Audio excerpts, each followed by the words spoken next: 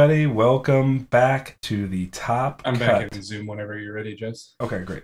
To the top cut of Shufflebus season. I don't know. Do we just call it Shufflebus 2021? Yeah. This is top cut of Shufflebus 2021 Invitational Tournament. We're going to crown an Ashes World Champion here in 2 games.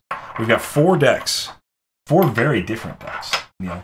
Like I was just doing a little bit in our little break about these 2 decks or these 4 decks, and you got Chaos, who's on this very aggressive Herald list. Yeah, I think of the list, these 2 lists are the closest together. They're both kind of like swing decks, right? But obviously they vary wildly in the choice of threats and like how the Phoenix Born operates. Right. And then Bill on his Xander list again with the Raptor Swarm undertones to it. I think there's some potential memes running around about this being the next Ashes IPA. And then we've got Kaya, who has got an Odette list, near and dear to my heart. Odette, she's my bae. She's the one that would have qualified me for this tournament. Seeing this swing bypass list, which is kind of a throwback to early Shufflebus seasons where we saw a lot of swing bypasses. It is very reminiscent of like Matt's deck from season 1 or Matt's deck from like last year's ASL. Yeah, 2 years ago now. Yeah, exactly. So it's interesting to see some of these recursions happen right in the meta where we saw Shufflebus season 5 was a bunch of like really low efficient units in the top decks, and that led to a lot of plays like Return to Soil and Enchanted Violinist had a lot of value in stock. And then when you look at both Kaya and Chaostheory's decks that are coming in here with these bigger units and the lack of the big hard removals, the Festers and some of that stuff, it's harder to now get rid of this. Now, Kaya still has a removal in that Odette list through Sword of Virtue, so just the swords, he's not completely unable to match up well against other big guy decks if need be. And then we've got Matt here coming in with kind of a deck that we've not seen in any competitive play really work its way out. I think Matt played it's similar to his from season 4, I think. 4 or whatever. Yeah, Soraya. Yeah, he played Soraya in season 4, I think. And I don't think he top 8'd that tournament. No, he did not. It's one of the few that he missed top cut. So to see him come through the Swiss of this tournament with this deck and start to see it actually function, I think he's making a potential name for Soraya live on stream today. And really excited to see if that list can make it through to the finals or if this is its final resting place. Either way, it's a very, very powerful deck doing extremely interesting things that can be difficult for a lot of decks to handle in this field. So we'll see how it plays out here in top cuts for Matt as we move forward. And of course, Matt, easily one of the best players. And I think if you and I had to pick an odds-on favorite at the start of this tournament, we would have thought Matt was probably it, but we can't count Chaos Theory out here. He's a people's champion coming out of Swiss 4-0. Looks to be the odds-on favorite in this tournament right now, with Bill getting that what I'll call the wild card berth of the 2-2s. We haven't seen this matchup yet. Right. The 2 semifinals here were not played in Swiss. We don't have a previous match to go off of. Right. So I think it's going to be really interesting. Towards the Herald in this, I think, just because Sarasaurus and Frostback Bear don't really line up very well against the Knights. Right. He does have Earthquake, obviously, so that's always a thing. But we'll see. Yeah, I think it's this is going to be one of those kinds of matches where. This is going to be a slugfest, right? Like, yeah, for sure. There's going to be a lot of action here. No possible rematches in the semifinals, but all possible outcomes in the finals will be a rematch, Nick. They've all played at this point. Both semis have not been played. The finals, whoever makes it will have already played. Yep. Whether that's Chaos and Matt or Chaos and Kaya, whether it's Bill and Matt or Bill and Kaya. Those have all been played up to this point. So we will have a rematch in the finals. Rematches are always interesting because there's a mind game that happens in your first 5 decisions there. Okay. So I'm really excited to see how that works out. But we're going to get started in this thing. We're going to jump into Ashteki. We're going to watch these folks duke it out. I'm going to give them the go-ahead here. Yep, let's do it. All right, so Chaos Theory is, and I'm going to let Matt and Bill know the same thing. Yep. So we're gonna watch Table 1, Chaostheory, and Bill. Some things to note in Top Cut: we have no time limits here. We want these players to play out with no interference from sudden death rules. The idea of sudden death rules is to get us through the Swiss rounds in a timely fashion. We have a much smaller pool of games to complete now, so obviously we still want to get through these in a timely fashion, but at the same time we want to make sure that the integrity of the game is 100% preserved and not impacted by anything other than player decision, player choice. We were talking about this in a little mini player meeting we just had, that there was only one game in all of the Swiss that went to time. Obviously, everyone in the tournament is very proficient, and I have no reason to believe that we'll be having many, many hour-long games. So it looks like Chaostheory has got his first 5, and Bill's got his first 5 picked out here. I'm sure that they spent the last 45 minutes sort of thinking through what their opponent might do. I spent the last 45 minutes eating. Yeah, me too. That's one of the nice things about being a commentator. I get to just eat, and I got to spend some time with my kid, and then came back to do this. So, super excited. We're really looking at 2 really good players going at it here, and both of these decks, I think, are so similar and so different that it's going to be interesting to see what kind of advantages can be mustered by either one. The avenue to victory is very similar, since they're both just like very heavy swing decks. But so it looks like Chaostheory is going to get to go first here, and he leads off with the Lightbringer like always. Obviously, that's like the very best thing you can play first. The best call upon the realms where you meditate it. Yeah. I don't know if I agree with you on that, but we'll let you have it. Light Swordsman gets meditated away, so we see a couple of meds from Chaos here. Light Swordsman, hero of the last Chaostheory game we watched. That's right. So, and both Light Swordsmen we played were really good. See Steady Gaze go by here. So we go Lightbringer into Salamander Monk. I like Salamander Monk into Lightbringer. It's fine. Yeah, it's definitely the Herald's best thing to get Lightbringered.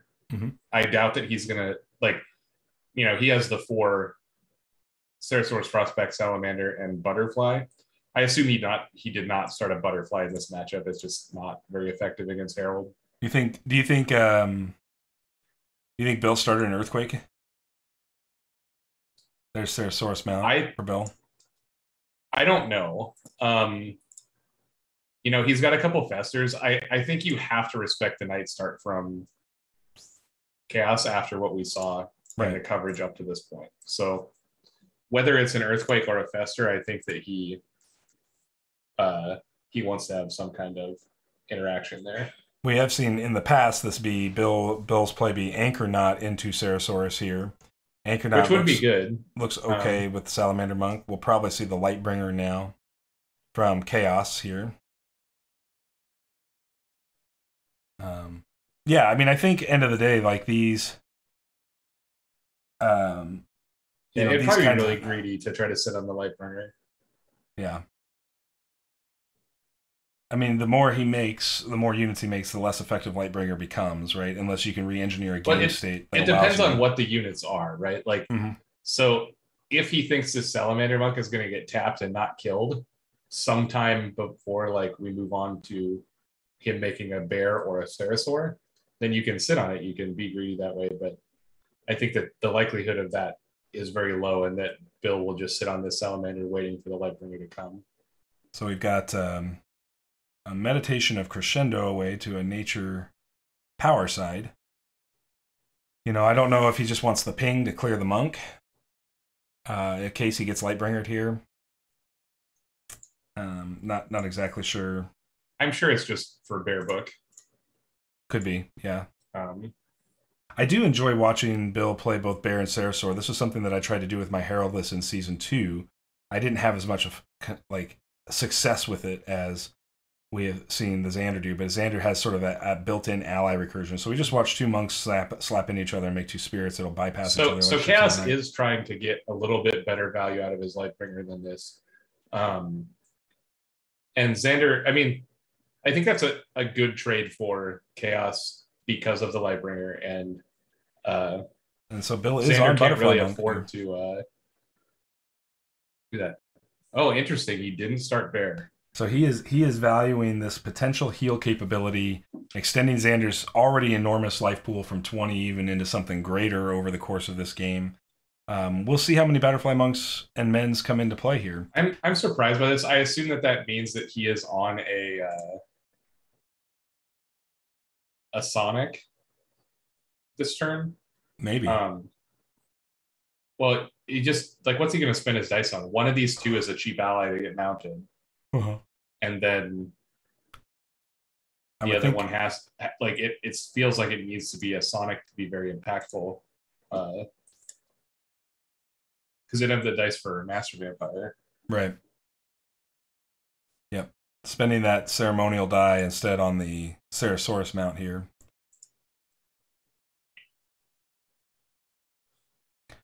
So the nice thing about playing the Butterfly Monk book here from Bill is honestly he sort of puts the onus back on Harold, who we talked about earlier in the stream in the Swiss rounds, likes to sort of sit on units, doesn't necessarily like to be aggressive. Now we've seen Chaostheory's deck play very different than that normal traditional playstyle of Harold, where you sit back and wait for your opponents to do things.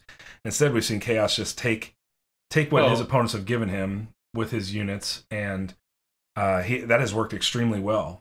Chaos is still playing like I think you're supposed to play Harold, because you have to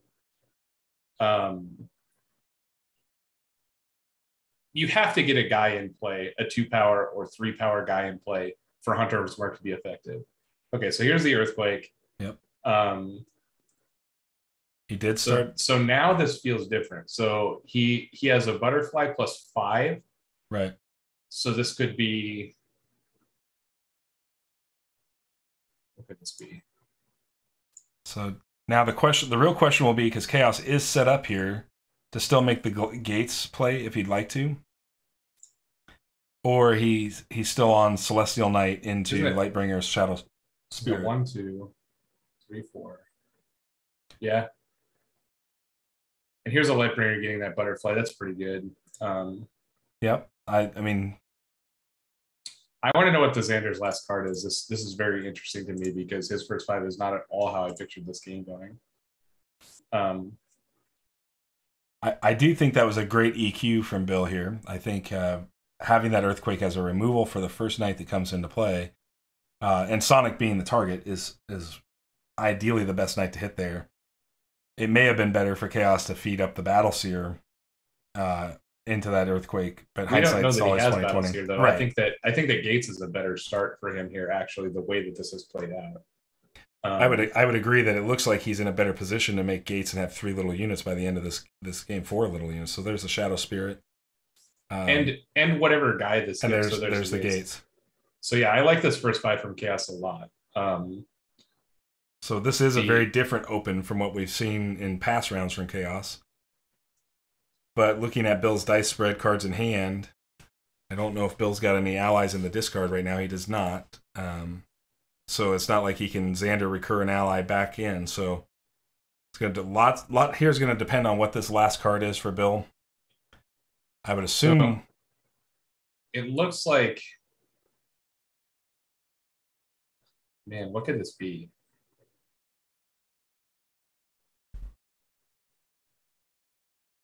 EQ is such a crazy card, or Gates Thrown Open is such a crazy card in first 5 because it's essentially extending your hand by the number of ready spells you have in play that you can re-summon here.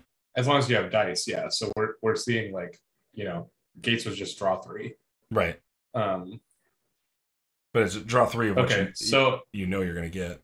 So we had a meditate into Raptor. Yep. So there's the Raptor from hand. Right. And meditating that other Raptor was very good for Xander as well. Agreed. Because he has exactly enough dice to Xander back Raptor, play Raptor, and still mount. This is going to be really, really tough on Chaos, even through Chaos's Gates now, because there's still so much play in this Xander with the 4 dice he has left, even though he's out of hand. So here's the Hunter's Mark into the Raptor Herder, prevents the mounting of the Herder.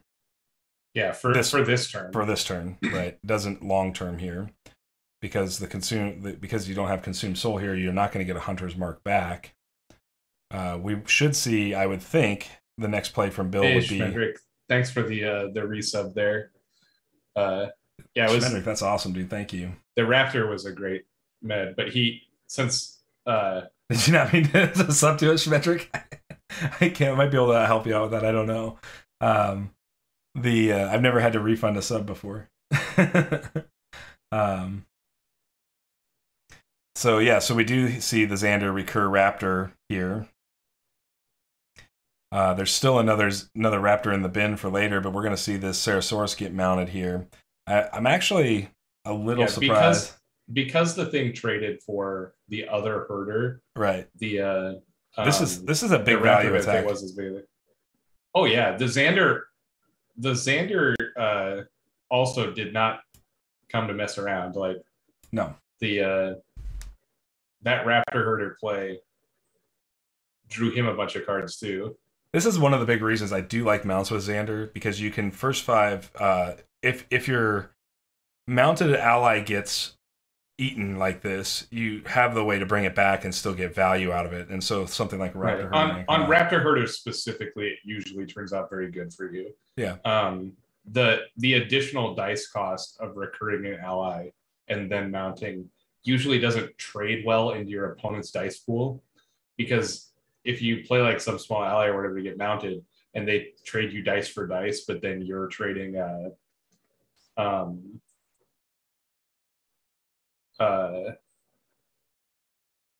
he gets in for 5 how here. You say it, like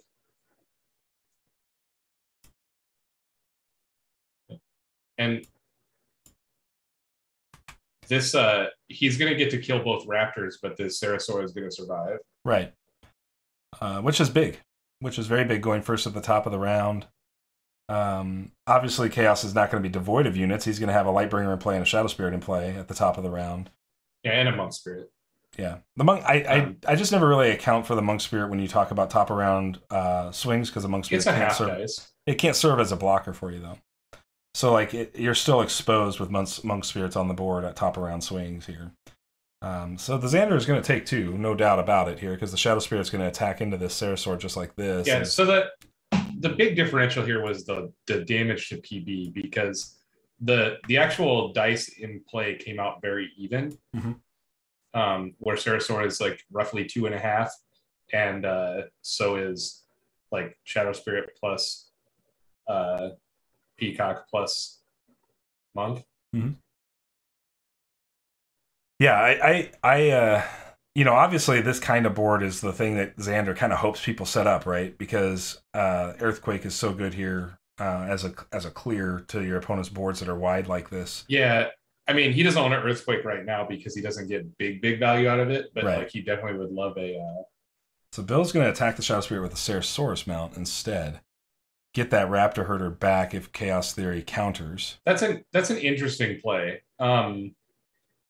I think that I would try to make it attack, like try to make him attack one of the 1/1s or the Peacock to like try to make him spend some resources to get that last damage on the Ceratosaur. But sure, maybe he does have plans for that Raptor Herder. So Chaos does do that, but the overkill damage from Ceratosaur still hits Harold here. And Harold's life pool is not very big, right? 16, he's one of the smaller ones in the field of Phoenixborns. But he does have built-in healing in his consumed souls. I think we did see one consumed. Nope, not in this game. Different game. We've watched a lot of Chaos Theory games. Yeah, and Cass is only playing 2 of the consumes. Right.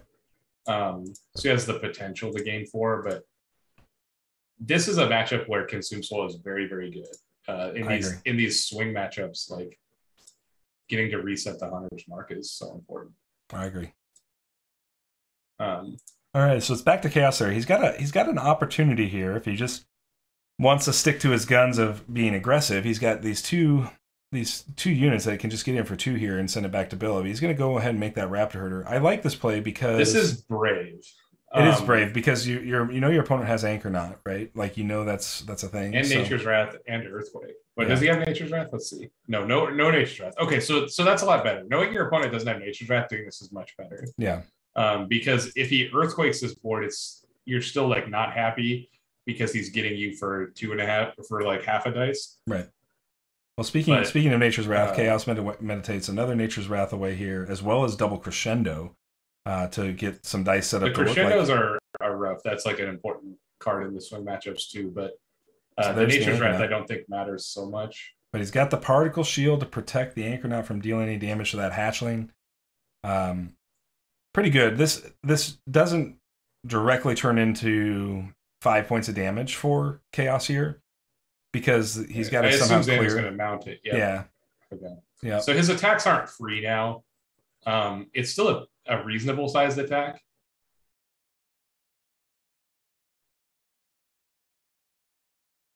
But we'll see what he decides to do. And we know Bill's still got at least one Raptor Herder in hand, can recur another Raptor Herder, so it's possible to just see double Raptor again this round from Xander. I mean, potentially he could play 3 Raptors this round if he drew both of them. If this Ceratosaurus dies. Or well, the Ceratosaurus has got an Anchornaut underneath it. Oh, never mind.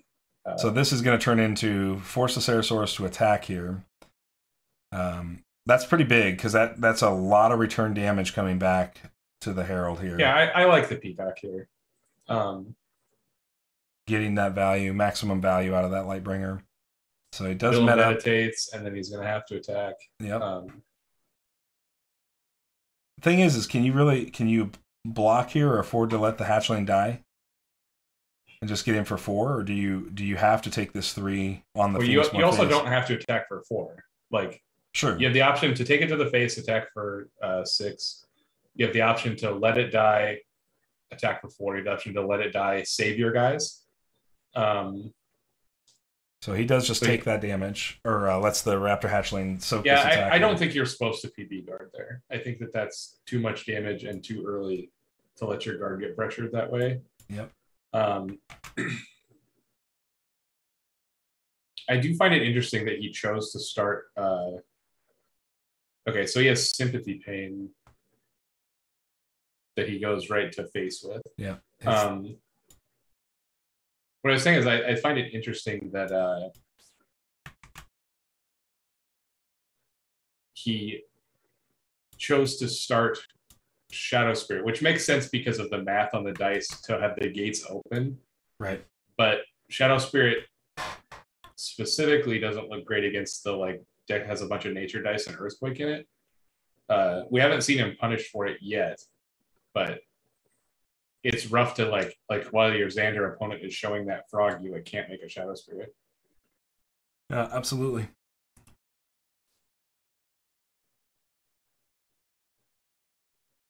So it looks like he's declaring attack here. I assume it will be all the guys. Yep. Well, he's all but the Raptor. He leaves back Raptor Herder. Okay, so it gets in on Xander for a few points of damage here. Which makes sense because you always want to have an attacker available for the side action mark, main action attack kind of play.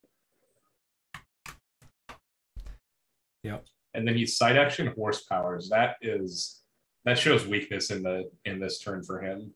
Yeah, it shows that he is lacking answers in this round for sure. So here's Salamander Monk.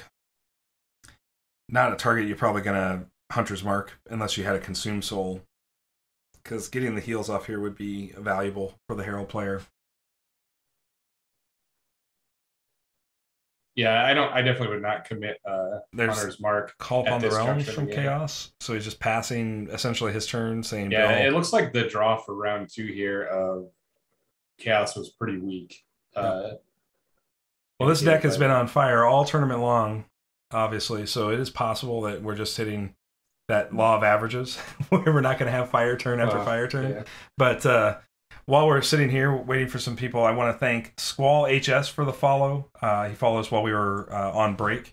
Thank you for that. And then JamJams32 just coming in 6 minutes ago with a follow. Thank you for that, JamJams. Appreciate it. Yeah, thanks, guys. Hopefully you enjoy the content. Join the Discord. Come join us in our tournaments this year and see if you can qualify for the next one of these. That's right. Here's the never-ending Raptor Swarm from the Xander. That's what I like to call it, the never-ending Raptor Swarm. It's interesting because we know how powerful Raptor is from a dice efficiency perspective, and the fact that Xander can just exploit that into multiple raptors round over round over round is just really, really tough. And he is valuing killing this hatchling. I think this is the consume soul you were talking about. It's got to be, right? First time chat, too, on top of the follow. Dude, you're the man. Thank you for that. Appreciate it. Yeah. All right. And we see that consume there. So consume soul getting the mark back, removing 2 wounds from the herald, bringing him back down. Very, very back good. Up to 11 the consume is like one of those things that breaks the breaks the tie in this game. Absolutely. Having the multiple Hunter's marks. Hey, Yo, Shrant, welcome back.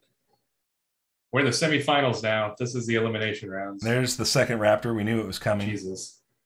Oh, yeah, he Xandered it back. Yep, okay. Yep. Still holding dice for a potential Hammer Knight if he's on Hammer Knight.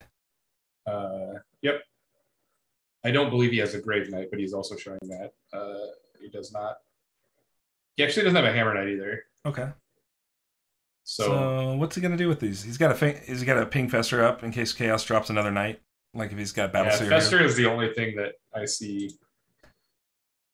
Because he has Choke, but that's like a play he would have made earlier in the turn. So if you're Bill here, do you start trying to pressure these extra units down, right? So we do see the Frog Ping to the Monk Spirit, or do you just go straight to the face? Yeah, he's going straight to the face here.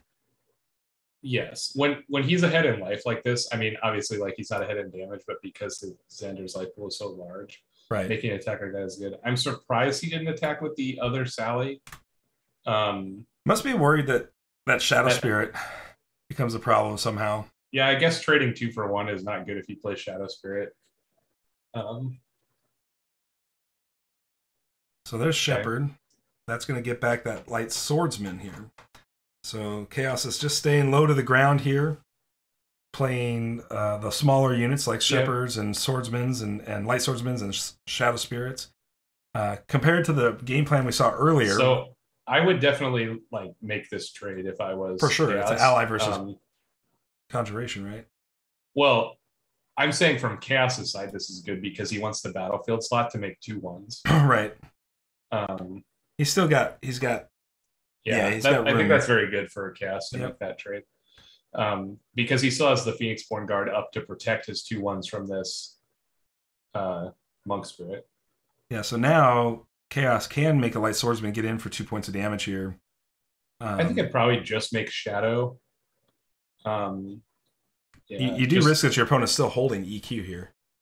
I mean, it's... Right, but the Earthquake is like, not good. It's going to hunt this Sarasaur unless you can kill the Shadow Spirit. Like, the Earthquake is just as bad, if not worse, for the Xander than it is for... I guess with the Shadow Spirit untapped, it's probably worse for Chaos, but you're definitely, like, it's not a great Earthquake. Yeah. Especially now that it does 2 damage to your Sarasaurus. Right. Yeah, that Hunter's Mark alteration definitely changes that math on it a little bit. But let's see what he does. So this is using that divine power just to kind of... Oh, he chooses to protect his life total. Well, yeah, you kind of got to. You're down to 7 here, right? And you're still a million miles away from killing Xander. I think I would have traded 2 for 2, but maybe he's playing for like the big top around swing here. Because he's going to have the Light Swordsman, obviously, as his last play. Yeah, Light Swordsman's going to kill that Sarasaurus, I think. Yeah, exactly. So it'll be a pretty large squad against those 2 herders. Well, obviously you're going to end up with an Anchor Knot here, too. So you can Anchor Knot this Swordsman away. You mean... Oh, right. He has an Anchor Knot from the... The Sarasaurus, it was... Yeah, okay. Yep, just killed.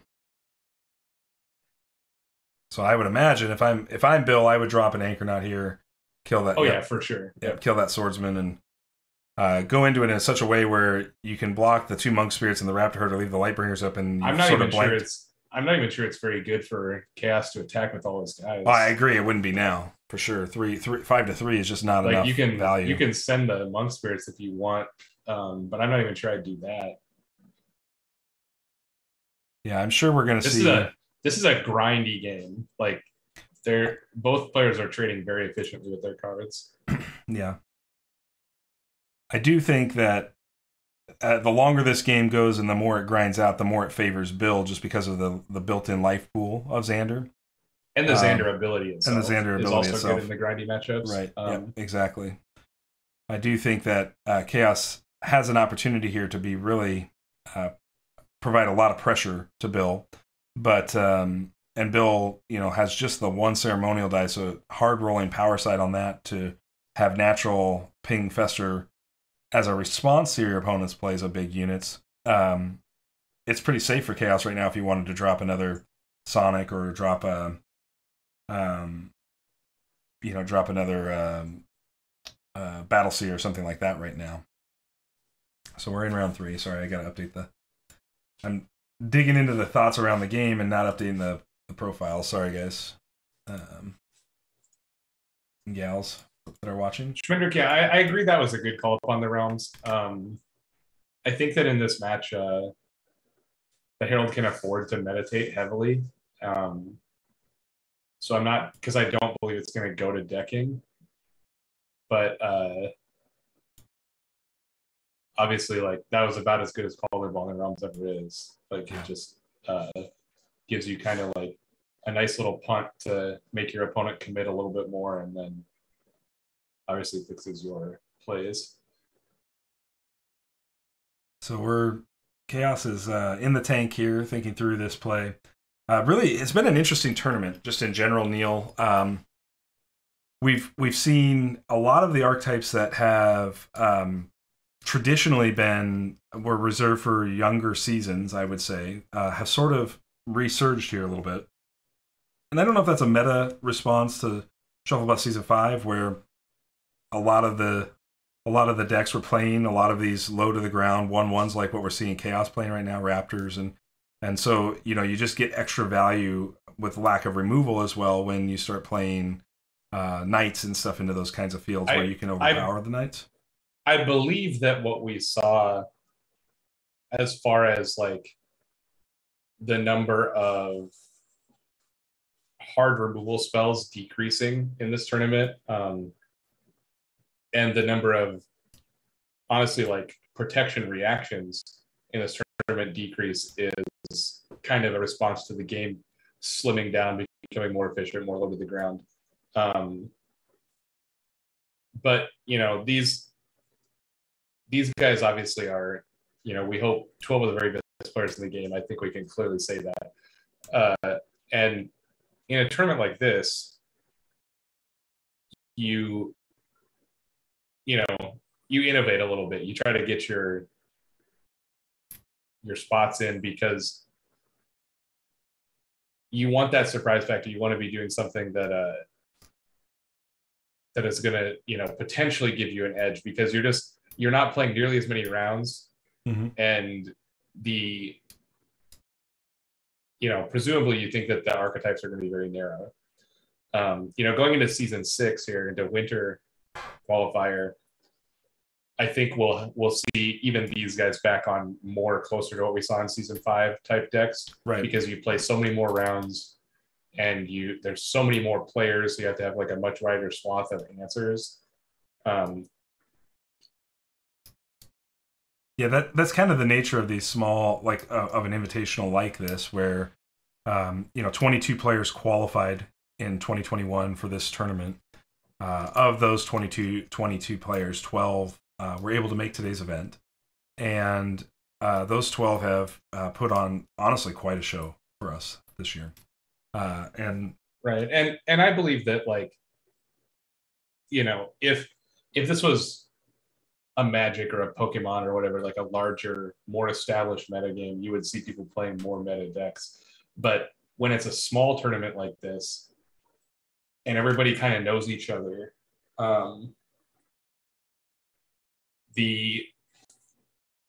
it's easier to make calls like this, right?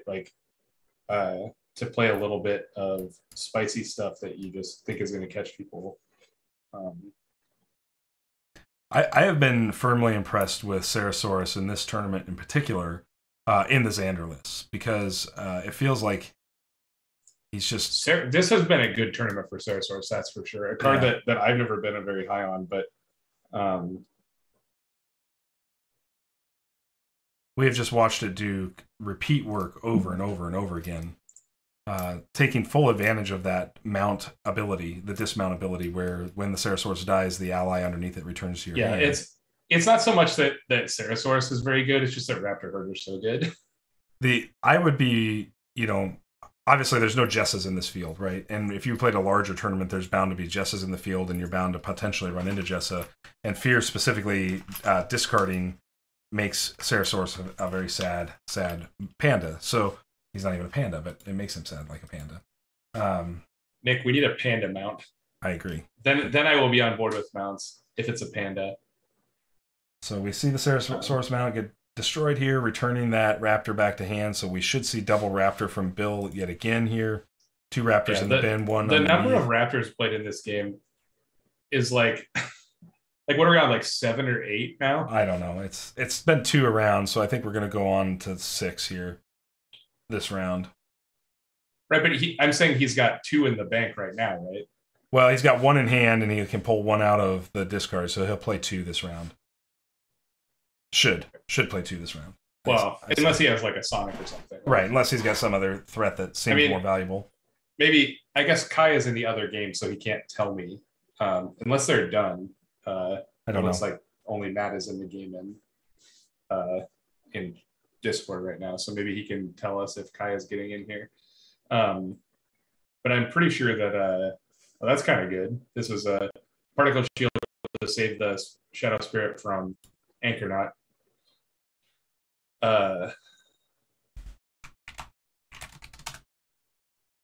But I think Raptor Herder is by far the most commonly played card across all seasons. I'm sorry, Raptor Herder. It is. I was actually looking up stats on this. Raptor Herder is the number 1 across all 5 seasons. Was the number 1 played card and represented 57.14% of all decks registered.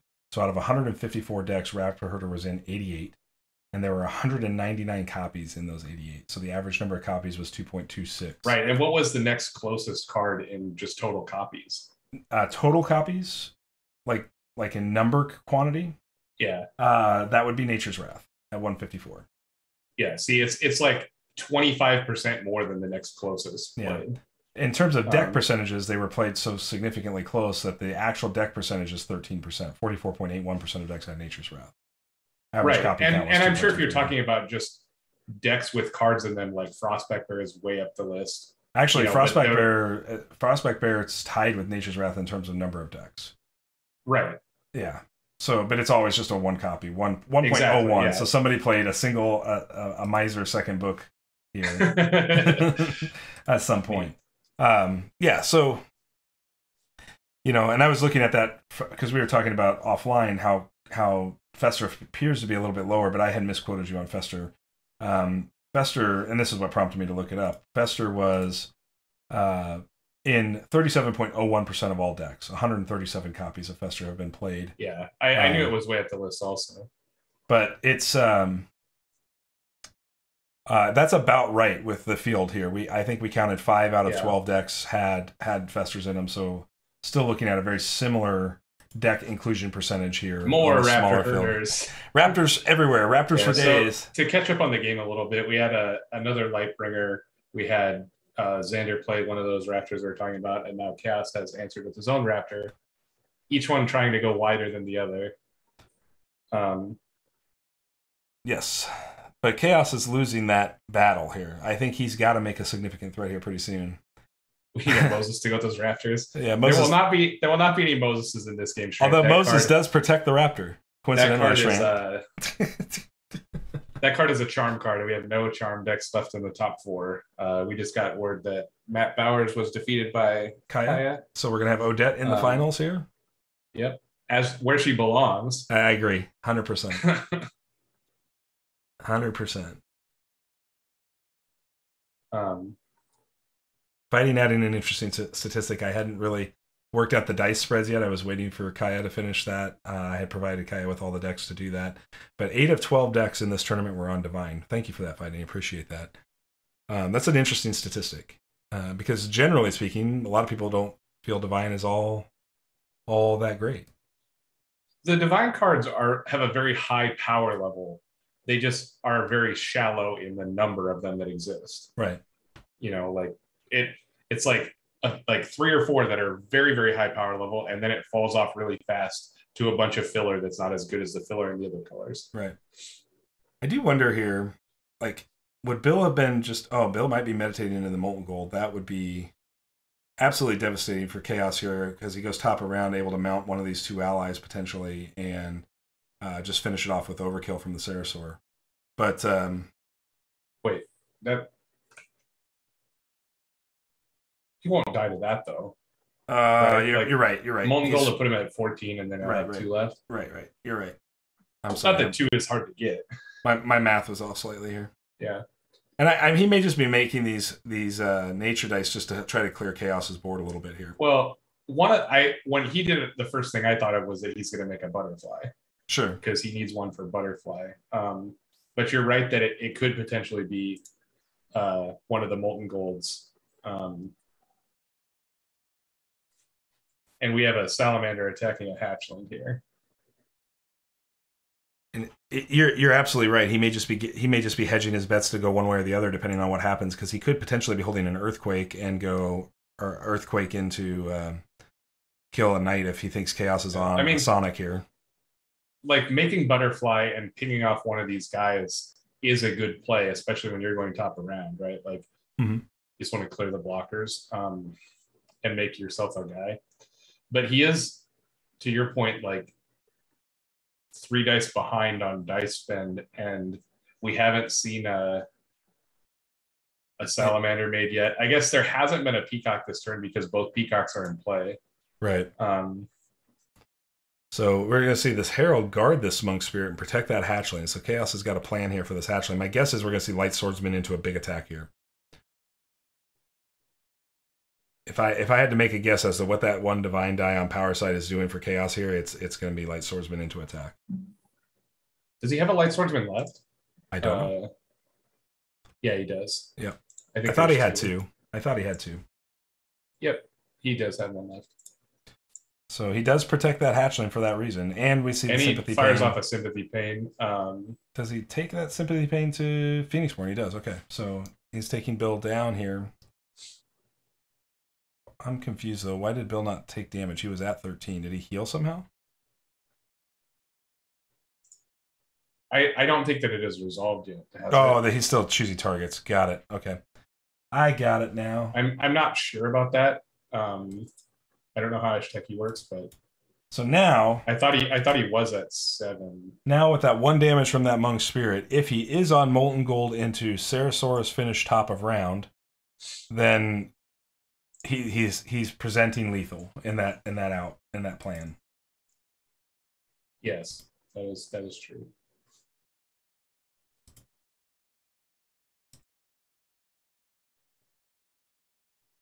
Yeah, did we miss something? I think that Bill didn't take damage from that, maybe. Am I wrong, chat? Can you guys correct me? Oh, he destroyed a raptor hatchling. He shot the hatchling. Oh, okay. Now, yep, everything adds up now. Okay. Yep. Got it. I was trying to figure it out too. I was like, did that not resolve? Like, all right, so Xander just immediately guards that. Wants to protect these allies. I think he's gonna have a hard go at that, although Chaos... I'm curious about why he carded there. I would think that he would want that raptor herder to die so he could Xander it back. Well, he's already got one in the bin still, right? Oh, does he? Okay. Yeah. Then it's fine. Yeah. So Xander takes 1 here, goes to 12 remaining life. Harold's got 4 remaining life. I think I just forgot to save. Yeah. Okay.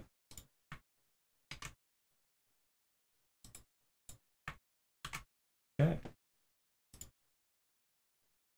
And it's still Chaos Theory's first player token, so we're good there. So we see him meditate away the Lightbringer.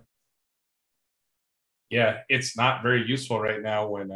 And he is definitely presenting the dice now to either play Sonic or Battleseer, one of the big knights here. The Battleseer is gone. There's only 1. Okay. He definitely has a Sonic left. Yeah, he's down to 4 cards total, so we could probably deduce all 4 cards here. Oh, yeah. One of them's a Light Swordsman. One of them's a Sonic Swordsman. Wonder what he brought the illusion power die up for. Was it from a basic or was it? It was from a he's basic. He's gonna make a Shadow Spirit, I think. No, he's already tapped. He's already tapped. Yeah, so he's gonna make a False Demon.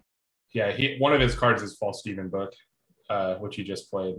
Yeah, False Demon's looking pretty good here. Looks a little less good if your opponent makes a Butterfly Monk.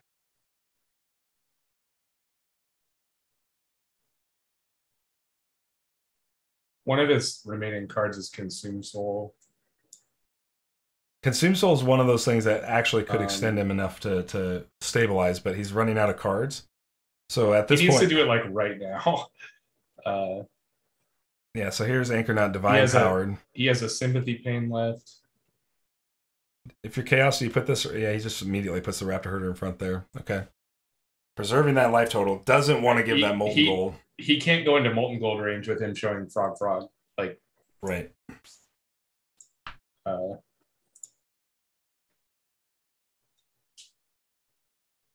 do think he's still in trouble, though. Potentially. Yeah, it's potentially possible because we know what Xander's capable of. So he has a Divine Dice and a Basic left after making this. Demon. I assume he's going to make a Demon. Yeah, and I'm assuming that Divine Dice is for a Light Swordsman. It's possible. It also might just be Divine Power because if he plays that last card from hand, he'll take a Fatigue and he'll die because that's a Molten Gold.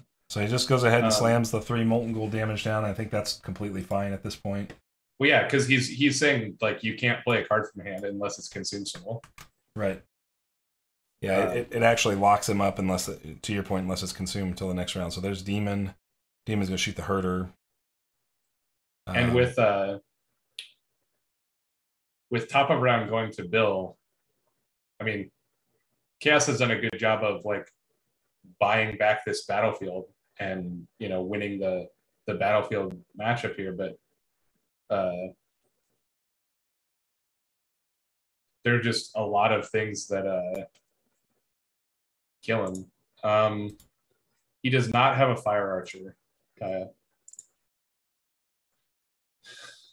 No, he'll be solely looking at trying to get value. So there's the Divine Power. That's what I thought was going to happen. He's going to go to 8 here. Yeah, I mean, this is still a game, but there is another Molten Gold in this deck. And we're on the choke is gone already, I think. But like, he also just has a Ceratosaurus. Oh god! He's just gonna. Is he gonna power through for the win? No, he's gonna gold it through. Oh, I really like the win. I know that I'm all like power through's bad, but it would have been awesome if he just like put a power through on this Monk Spirit and attacked. so apparently Chaostheory made the joke, and we'll work on getting the final setup here. But he made the joke that he took over Philly's power, and he did that the other day, I guess apparently, and he did end up going 4-0 in the Swiss and losing in the first round, which is pretty common of Philly's power. So maybe he actually did take Philly's power. Great game, though, fellas. This was a great game. This was a great tournament for Chaos. Like, we shouldn't take anything away from him. No. Defeated in the Swiss. And yeah. I think this is one of the... Playing some awesome Ash up to this point. Like I said, I think his round 2 draw was pretty awkward, the way that it played out. But yeah, great game, guys. I'm sure Chaos will be in the chat any minute. Yep. And